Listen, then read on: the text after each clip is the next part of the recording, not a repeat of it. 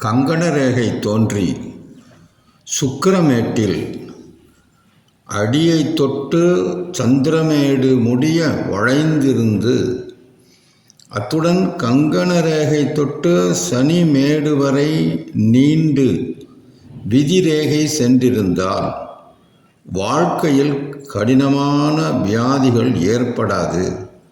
அவர்களுக்கு நீண்ட ஆயுள் உண்டு. ஆயுள் ரேகையில் கரும்புள்ளி அல்லது பிளவு தோன்றினால் அந்த வயதில் கொன்மம், புற்று, கழலை போன்ற வியாதி ஏற்பட்டு ஆபரேஷன் செய்யப்படும். ஆயுள் ரேகையில் முக்கோணம் தோன்றினால் அந்த வயதில் மரணம் ஏற்படலாம். ஆயுள் ரேகை பற்றிய குறிப்பு.